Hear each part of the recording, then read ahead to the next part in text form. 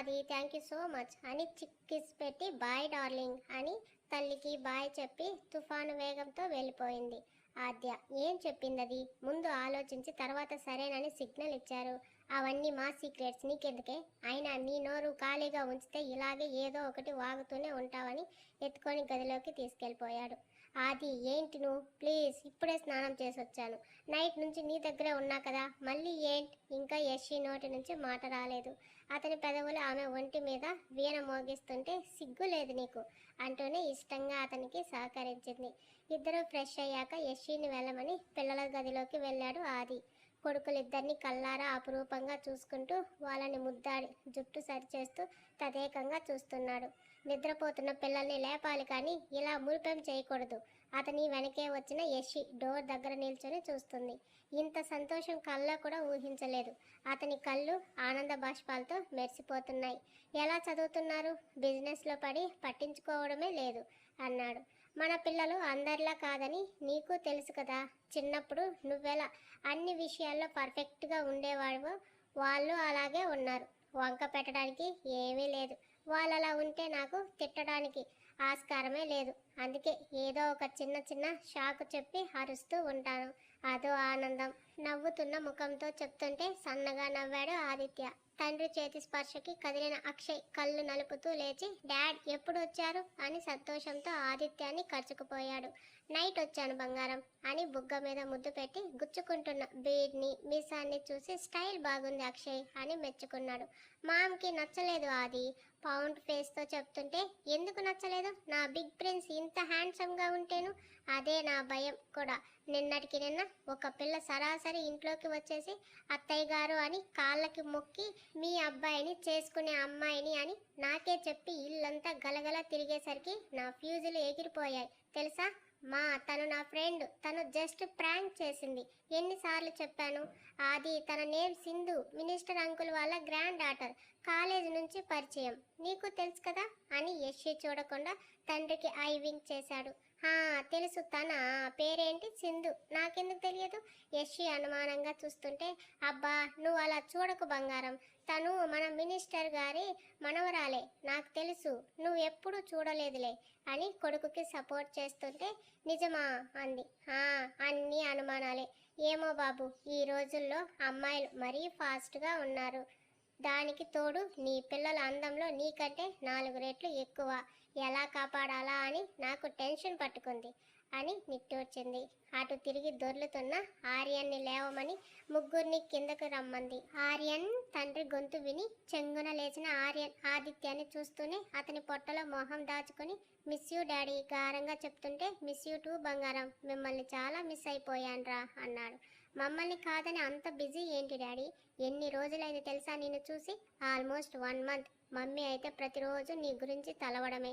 మాకంటే తనే ఎక్కువ నిన్ను మిస్ అవుతుంది అక్షయ్ చెప్తుంటే ఆదిత్య వెళ్తున్న యశిని చూశాడు. ఆమె కళ్ళలో బాధేమీ లేదు కానీ ఈ సంతోషం చూడటానికైనా ఆ ఎదురు చూపులు భరించాలి అన్న ఓ భావం అలా కదిలింది. అపురూపంగా ప్రేమగా ఆమెను చూస్తూ థ్యాంక్ యూ అని కళ్ళతోనే చెప్పాడు. నవ్వుతూ మీ ముచ్చట్లు పలకరింపులు అయిపోతే త్వరగా రండి, ఆకలి వేస్తుంది, తిందాం అని వెళ్ళిపోయింది. ఆర్యన్తో మాట్లాడి ఫ్రెష్ అవ్వమని పంపి సింధు ఎవరు అక్షయ్ అని సూటిగా కొడుకుని అడిగాడు. తండ్రితో అబద్ధం చెప్పడం, నిజం దాచడం ఇష్టం లేక తను నా గర్ల్ ఫ్రెండ్ అని చెప్పాడు. జస్ట్ ఫ్రెండ్నా? తీక్షణంగా చూస్తుంటే నో డాడ్, తనని నా లైఫ్ పార్ట్నర్గా చేసుకోవాలి అనుకుంటున్నా.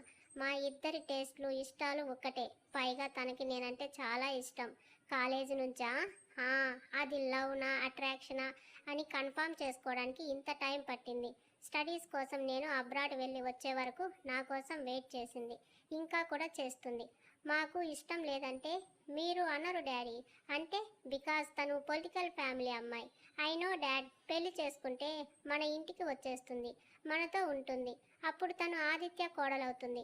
అక్షయ్ చెవి పట్టుకొని ఇందాక ఫ్రెండ్ అని పోజ్ కొట్టావు ఎందుకురా అన్నాడు. నవ్వుతూ డాడీని హగ్ చేసుకుని మమ్మీని నువ్వే ఒప్పించాలి ఆది, ప్లీజ్. ఐ లవ్ సింధు, నేను లేకపోతే తను ఉండలేదు. మమ్మీలా చాలా sweet and sensitive person daddy, మన ఇంట్లో కలిసిపోతుంది. ఆద్యాకి తెలుసా? వాళ్ళిద్దరూ ఫ్రెండ్స్ కూడా. సరే నేను మాట్లాడతాను. Thank you daddy, thank you so much అని ఆదిత్య బుగ్గకి ముద్దు పెట్టి వాష్రూమ్లోకి పరిగెత్తాడు. ఫోన్ తీసి చైతన్యకి కాల్ చేశాడు. మామ, వాయిస్ కొంచెం రఫ్గా ఉన్న ఆ పిలుపులో ప్రేమ, అనురాగం. How you Chaitu? I'm super fine మామ. అత్త ఎలా ఉంది గ్రాని? ఇంట్లో అందరూ బాగున్నారు. ఎప్పుడు వస్తున్నావు? ఓ కేస్ ఇన్వెస్టిగేషన్ కోసం రావాల్సి ఉంటుంది మామ. వచ్చే ముందు నవ్య, రాహుల్, దివ్య గురించి అడిగి అస్సలు మ్యాటర్ చెప్పాడు. సింధు తన ఫ్యామిలీ బ్యాక్గ్రౌండ్ మొత్తం కావాలి చైతన్య, సీక్రెట్గా. ష్యూర్ మామ, వస్తూ ఇన్ఫర్మేషన్ అంతా తెస్తాను. Thank you. ఆద్య మిస్ అవుతుంది నిన్ను. చిన్న నవ్వు చైతన్య పెదాలపై. వచ్చేది చెప్పొద్దు, సర్ప్రైజ్ ఇస్తాను. నవ్వుతూ ఓకే అని కాల్ కట్ చేసి పిల్లలిద్దరూ రావడంతో వాళ్ళకి తనే డ్రెస్ సెలెక్ట్ చేసి కిందకు తీసుకువెళ్ళాడు. పిల్లలతో పెద్దలతో డైనింగ్ ఏరియా కలకల్లాడిపోతుంది. ఆదిత్య రాకతో ఇల్లు సంపూర్ణం అయ్యింది అంది యమున గారు మురిసిపోతూ. అందరికీ వడ్డిస్తుంది యశిక. అక్షయ్, ఆద్య ఏది? రెడీ అవుతుంది మమ్మీ. సరే మీరు తినండి, నేను పిలుస్తానని తను వెళ్ళబోతే స్టెప్స్ దిగుతూ వచ్చింది. Blue jeans, black shirt and జాకెట్లో హై పోనీతో వస్తున్న కూతుర్ని చూసి పద్ధతిగా కాసేపు ఉండటానికి కూడా ఇష్టపడవే అంది. అది నాకు కంఫర్ట్గా లేదు మమ్మీ, పైగా నా ఒరిజినాలిటీ ఇదే. భుజాలు స్ట్రక్ చేసి ఆదిత్య మెడని చుట్టి చంపకి ముద్దు పెట్టి హ్యాపీగా ఉంది డాడీ అంది. ఎందుకో అంత హ్యాపీనెస్. ప్లేట్లో దోశ పెడుతుంటే మమ్మీ నాకు ఈ ఫుడ్ వద్దు అంది. ప్లేట్ నెట్టేసింది. పెట్టింది తిను డాడీ. యశి, నచ్చింది పెట్టకుండా ఏంటి నువ్వు అని తన సలాడ్ బౌల్ కూతురికి ఇచ్చాడు. ఇప్పుడేం చేస్తావని కళ్ళు ఎగరేసింది ఆద్య. Mummy egg dosa. ఆర్యన్ అడుగుతుంటే నా బంగారం, ఇలా బలమైన ఆహారం తినాలి కానీ మేక తిన్నట్టు పచ్చి ఆకులు కాదని కూతుర్ని దెప్పి మగపిల్లలు నయమే నీకంటే, పెట్టింది తింటారని తలంటు పోసింది. ఆద్యకి అవి అలవాటే కాబట్టి పట్టించుకోకుండా శుభ్రంగా తిని అందరికీ బాయ్ చెప్తూ మీరు రారా అంది తమ్ముళ్ళను చూస్తూ. మగపిల్లలను కూడా బెదిరించడమే ఆది. ముందు దీని ముక్కుకు తాడు కట్టాలి. వదిన రోజు ఫోన్ చేసి అడగడమే.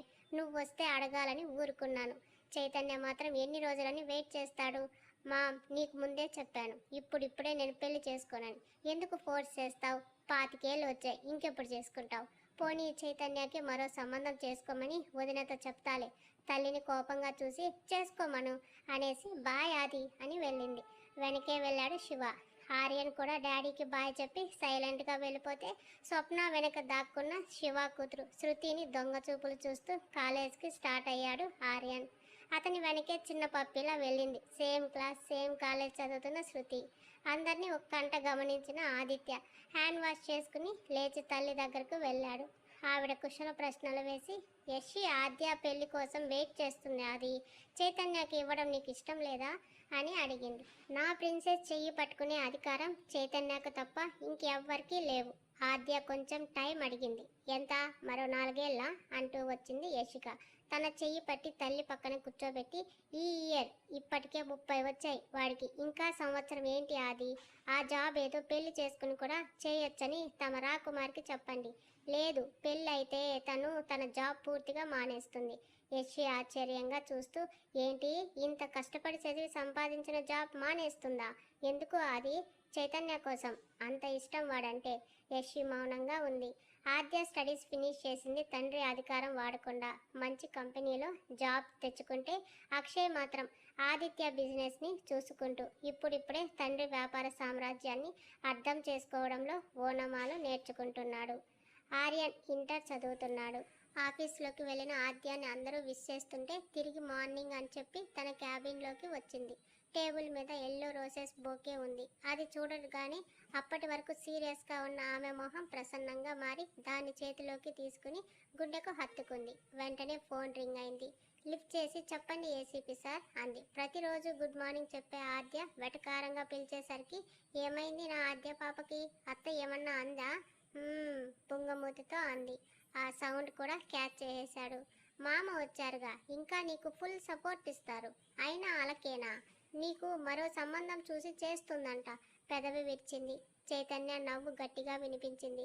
చేసుకో, నువ్వు మాత్రం ఎంతని వెయిట్ చేస్తావు? సరే చేసుకుంటాను. మంచి అమ్మాయిని చూడమని అత్తకు చెప్తాలే. అటు నుంచి పళ్ళు నూరుతున్న శబ్దం. కానీ నాకు నచ్చే అమ్మాయికి కొన్ని క్వాలిటీస్ ఉన్నాయి. ఆద్య పెదవులు బిగించి వింటుంది. తను బొద్దుగా కాకుండా కొంచెం స్లిమ్గా ఉండాలి. కంపెనీలో టీమ్ లీడ్ వర్క్ చేయాలి. ఎప్పుడు సీరియస్గా ఉన్న నాతో మాట్లాడేటప్పుడు మాత్రం టెడ్డీ బేర్లా ముద్దుగా గారాలు పోవాలి. నాకు 2 బామర్దులు ఉండాలి. అన్నిటికన్నా నా మామ పెద్ద డాన్ అయి ఉండాలి. ఇలాంటి క్వాలిటీస్ ఉంటే అమ్మాయి అయితే వెంటనే చేసుకుంటా బిగించిన ఆద్య పెదవులు విచ్చుకున్నాయి. అంతేకాదు తన నడుము పక్కన చిట్టి పుట్టుమచ్చ, సొట్టబొగ్గలు, రింగుల జుట్టు, బుజ్జి పెదాలు, హార్ట్ దగ్గర. బావా ఇంకా ఆపు.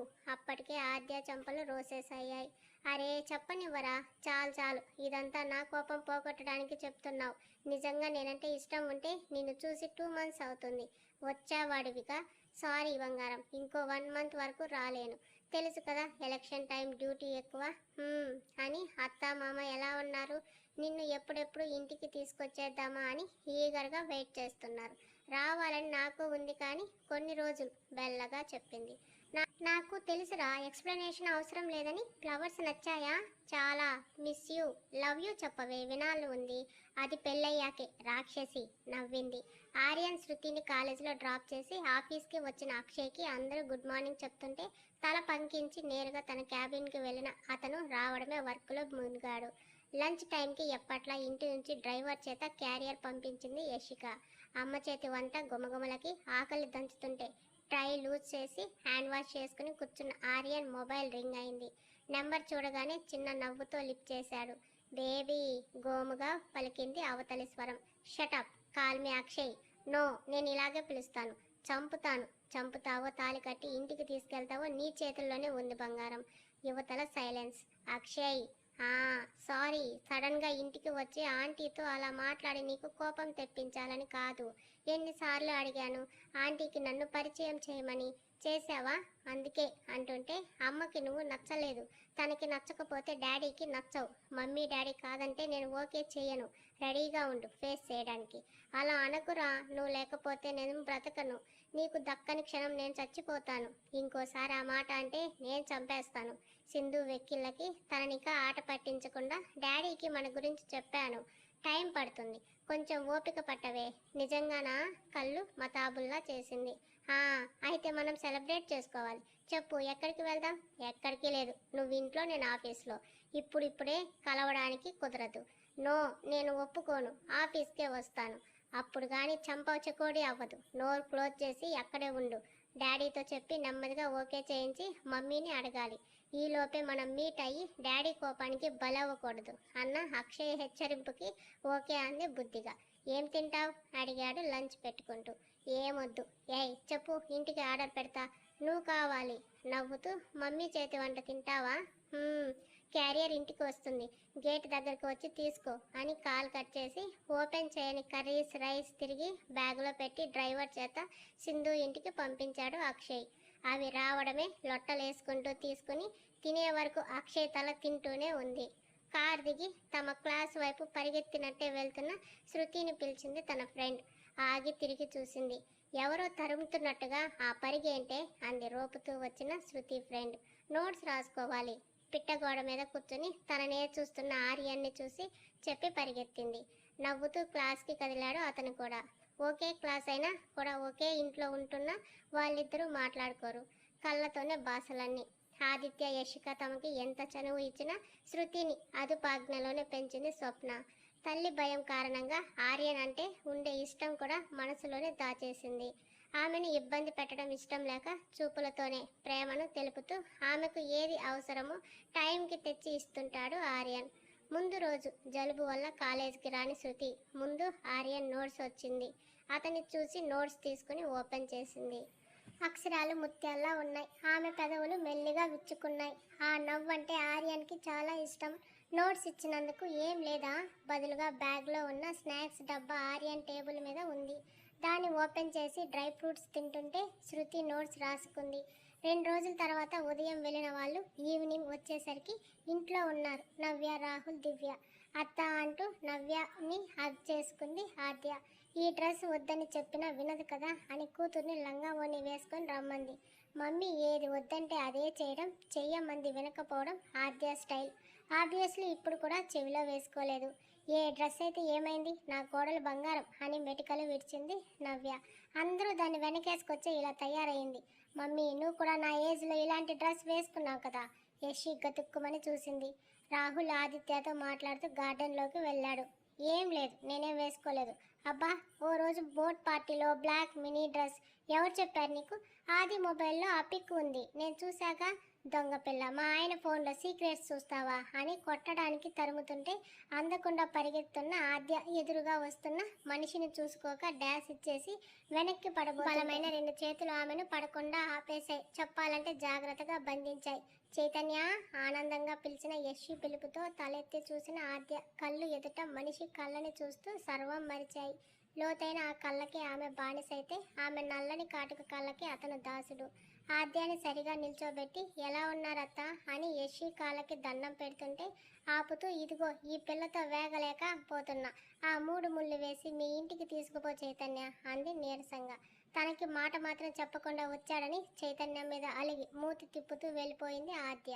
ఆదిత్య వచ్చాక సింధు గురించి డీటెయిల్స్ ఇచ్చాడు చైతన్య. వంక పెట్టాల్సింది ఏదీ లేకపోయేసరికి మినిస్టర్కి ఫోన్ కలిపి సంబంధం మాట్లాడాడు ఆది. అదేంటి ఆది, ఆడపిల్ల, పైగా ముందు పుట్టిన ఆద్యకి పెళ్లి చేయకుండా అక్షయ్ కోసం మాట్లాడావు, వాడికి అంత తొందర ఏముంది అంది. ఇద్దరికి ఒకేసారి పెళ్ళిళ్ళు జరుగుతాయి అని చెప్తుంటే స్టెప్స్ దిగుతూ వచ్చిన ఆద్య, ఆది నేను బయటకు వెళ్ళాలి అని అంది. వచ్చి 10 నిమిషాలు కాలేదు, అప్పుడే ఎక్కడికి అంది యశ్వి గయ్యన.